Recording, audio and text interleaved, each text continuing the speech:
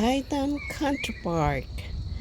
Guys, dinadaanan ito papuntang Mount Parker, pero sa taas pa yon. Nandito tayo nag-hiking at mayroon tayong titingnan ditong ginawang shelter noong World War II. So imagine mo, nandito sa taas ng bundok. Ayun siya, oh. Ito. Noong World War II, ang mga tao ay nagtatago talaga sa bundok. British Type A shelter. So yan po siya. Sa ilalim niya ng lupa. Ayan, oh. Ito yung gawa ng panahon ng British colony during World War II.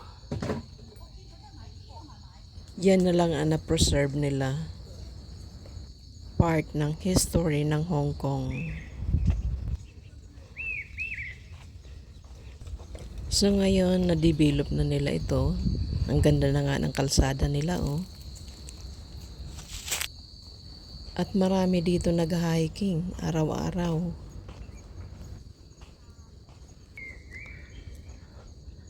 Ang galing ng maintenance nila dito sa bundok.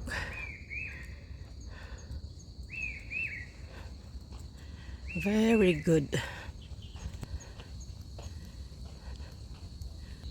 Ito, totoong bato ito, oh.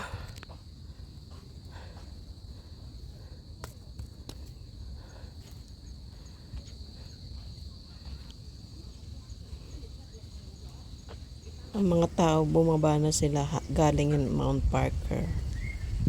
Ibig sabihin, pauwi na sila.